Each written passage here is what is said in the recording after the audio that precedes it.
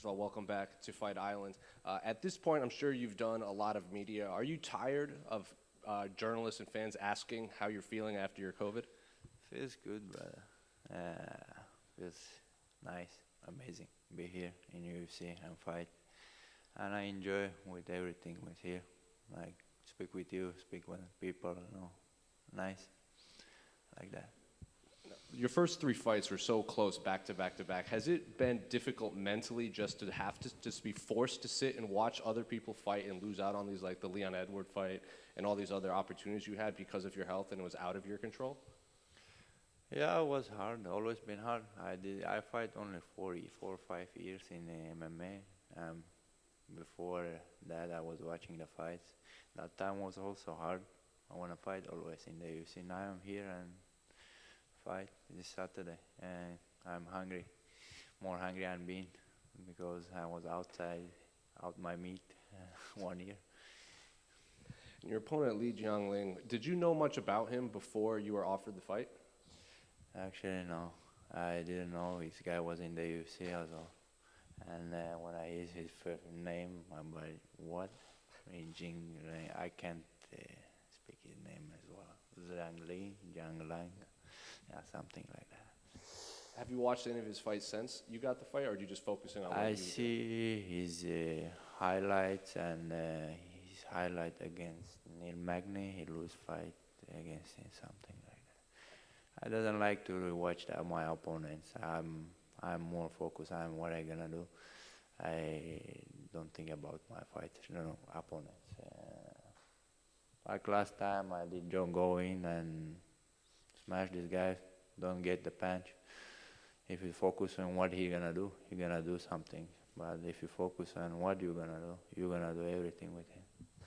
Did it matter who they offered? You just wanted to fight. It just happened to be him, and he's ranked, so you said yes? Of course, of course. For me, it doesn't matter who I ranked or no ranked, and I accept everything. And then this is going to be technically your first fight in the UFC with fans. Your first three fights were kind of in a bubble. Are you looking forward to having the full UFC Fight Week experience finally? For me, it doesn't matter actually. It's fans, no fans. Cage is cage. For me, there inside, I feel at home. I'm happy, enjoy. Yeah. Khamzat, are you officially a welterweight now? No more middleweight? I give my word to my coach. We'll focus on 170 now and take this belt. And after that, we'll jump up and smash somebody there. Why did you think it was important to focus on welterweight for the future? For me, actually, it doesn't matter. It's a question to my coach. And he said, if you still want to work with me, you have to listen to me and we have to work like team and family.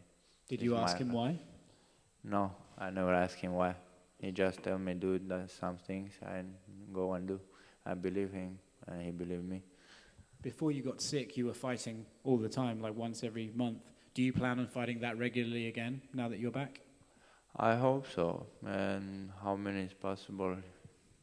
Fight to next year and maybe this year. It's up to UFC. Yeah. You were scheduled to fight Leon Edwards, who's up very, very highly ranked. After this fight, do you want to fight someone similar to him, someone at the very top of the division, or are you happy to take your time? I hope so, but I don't think these guys want to fight with me after this fight. They're going to start to be scared again, like complain, he didn't fight somebody good guy, blah, blah, blah, some things like that. Yeah, we'll see what's happened after this fight. Who do you think is going to win between Leon Edwards and Jorge Masvidal? I think it will be decision. I don't know, it's 3 rounds or Yes, 4? 3 Yeah, rounds. it will be decision, I think. For Leon? Yeah. And what about Kamaru versus Colby? I think Kamaru actually, and this maybe will be decision if nobody get injured in the fight. Nothing special with these guys. Yeah, a wrestler and a little bit stand up. Yeah. So if those 2 fights are decisions, how does your fight end on Saturday?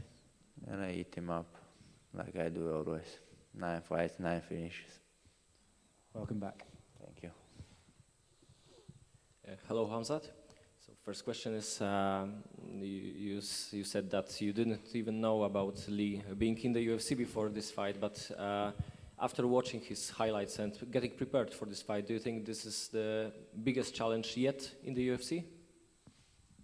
No, I don't think so, bro. Now, before I fight, last time I fight Jared Mercer, they say people like, he have most submissions in the game, just, and always people gonna talk, somebody is better than me, and I'm not who I am. I'm gonna go take his head, yeah.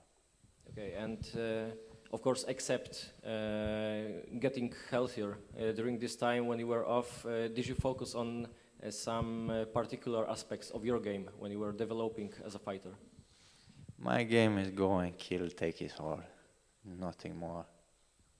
Okay, and did you regret that you missed the chance to fight Leon Edwards when you see that he's high in the game, and maybe you will just skip into this title contention right away if you fought him? Of course, I will be happy if they will give me somebody like that. But I think if we win this fight, he's supposed to fight for the title. How many win streak he have? 10, I don't know, 10, 9. And I respect that. And win this fight, I have to win also 1, 2, 3 fights more before the title.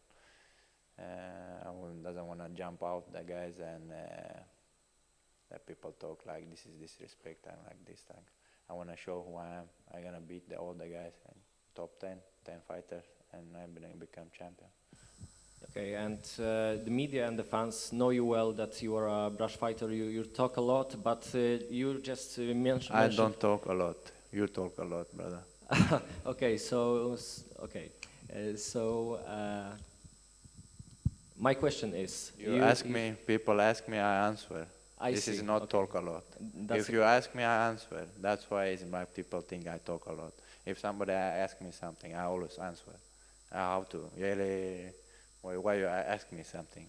Okay. If you don't ask me, guys, I'm never going to talk about something. I see. But either way, you just mentioned a few minutes ago that you obeyed your trainer, that you have to focus on welterweight, staying on this division. So I'm just curious, do your sparring partners and your trainers see totally different Khamzat, more focused, or maybe, I don't know, more humble, don't take it as a disrespect, in the gym, and the totally different Khamzat in the media, in the cage? I'm the Khamzat everywhere, but I don't know what you're talking about, but yeah, I always do hard sparring in the gym. I like to do, my sparring partners, Alex and these guys. I like when guys heavy, when guys stronger than me, and always try to go in somewhere or if people see you can't win that, but I will try to win these things. I'm always change with the guys, 1 minute, 5 minutes, 5 guys, and I like this everything, but I don't know how my coach think, how they see. That's why I know I'm warrior. I come here to kill everyone. Okay, thank you. Khamzat, the fans here in Abu Dhabi are incredibly excited that your return is happening here. What can they look forward to on Saturday night? I'll just tell them, brother, kill. Yeah. Eat him up. Get some meat and maybe 50 G's, we'll see. You've mentioned there some higher ranked fighters potentially avoiding a fight with you. What respect have you got for Li for taking this fight? I respect all my opponents. From that matter, just they take fight is respect for him. Because I am who was in UFC 9 fights, 9 finishes, 9 stoppages, and nobody. And he take fight with me. Miss 11 ranked. I don't know I'm ranked or not. And he take this fight, and big respect for him. Thanks. Приветствую, Хамзат. Ассаламу алейкум. Алейкум салам. Твой оппонент Ли Jingliang, он никогда не проигрывал нокаутом. Первое, как ты оцениваешь ее подбородок? И второе, как ты оцениваешь свои шансы на то, что ты сможешь его уронить? Ну, я ронял тех, кто не падали раньше. Это ничего такого нового там нет. Я дрался с 4 или с 5 парнями, у которых 0 был поражений. Я их ронял, удушающий делал, избивал. То же самое сделаю с ним. То есть нам стоит ожидать либо удушающий прием в твоем исполнении или нокаут. Я не знаю, что ожидать. Выйду, буду бить его. Может, головой вырублю, я не знаю, что. Как Келлен Холланд вырубился, знаешь. Ага. После возможной победы собираешься ты кинешь вызов кому-либо из дивизиона? Допустим, условно тому же Камару Усману. Я тут, я уже тут, и это вызов для всех. Я же говорю, 10, топ-10 со всеми подряд, без разницы.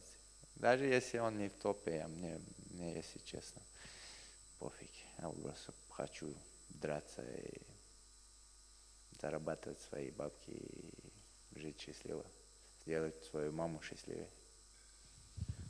Желаю удачи. Спасибо большое. Yeah, based on your history, can you understand when people don't want to get vaccinated? I'm not vaccinated, but I have to do that when I'm going back in Sweden. My brother did vaccinated, and a lot of guys I know did vaccinated. For me, it doesn't matter if it's good things to be healthy. Why not? Хамзат, приветствую. Вадим Тихомиров, matchtv.ru. Ты изначально говорил, что можешь драться каждый месяц, и действительно дрался часто, потом пришлось пропустить год. Просто интересно, ты как религиозный, как верующий человек, считаешь ли, что это такой был знак свыше, может быть, и изменил ли вообще, ну, грубо говоря, там, подход к тому, что говоришь после этого? Просто как ты сам это воспринял? Нет, конечно, зачем извиняться? Я тот же Хамзат, который я был. Это бои. По религии, если мы будем говорить, тут мне нельзя даже находиться. В религиозности и бои связывать я не собираюсь. Это мордобой, если честно сказать. Я кого-то избиваю, может, его мама смотрит, это для меня харам. Его мама или брат, сестра, кто-то плачет из-за этого. Но, к сожалению, жизнь такая. Надо кого-то бить, чтобы зарабатывать и жить. Ты не дрался целый год, опять же, а не было в какой-то момент ощущения, что финансово стало тяжелее? То есть, грубо говоря, ты привыкаешь к одному объему дохода и потом год без дохода. Вот сейчас, насколько ты себя там финансово чувствуешь стабильно? Если честно, мне без разницы. Если мама есть, кушает, мама где-то живет в хорошем жилье, мне без разницы, где я живу. Я иногда живу в зале, иногда живу в отеле. У меня даже в своей квартире ничего нет своего. Ну, люди думают, что я такой-то богатый пацан богатенький, там уже осознался туда-сюда.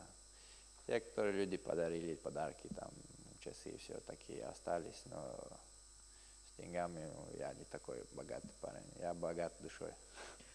Твой брат мне в интервью говорил после 2 твоих боев, что у тебя нет машины своей в Швеции, потом тебе дарили машину, потом она разбилась в итоге. Какая ее сейчас судьба и есть ли у тебя свой транспорт в Швеции? Да, мне дарили машину, до сих пор есть, но она разбитая. Брат одолжил, куда-то отвез, я ее не видел. Я на нее катался 1-2 раза, потом брат забрал. И его друг разбил ее, что-то такое. 2 вопроса буквально. Вы в Чеченской Республике пересекались с Артуром Битырбиевым, довольно жестким парнем из Хасавюрта, ну, чеченцем. Не спарринговали ли вы с ним по правилам бокса, хотя бы там легко или каким-то образом? Да, по правилам бокса он мне башку снесет. Мы по правилам ММА. Хотел бы спарринг сделать. А он сам хочет в ММА? Тебе было бы интересно проконсультировать его, помочь ему? Если он хочет в ММА, конечно, я помогу ему, буду рад, но я не думаю, я не советую ему сюда приходить. Тут это вообще совсем другой бокс, красивый вид спорта и хорошо зарабатывают парни. Лучше там остается, и он непобежденный, и все нокауты. Молодец парень. И вот 2 года назад здесь на турнире на бою Хабиба присутствовал глава Чеченской Республики. Прилетит ли он в этот раз? Обсуждали ли вы это с ним? Я надеюсь, у него много дела, и посмотрим, что как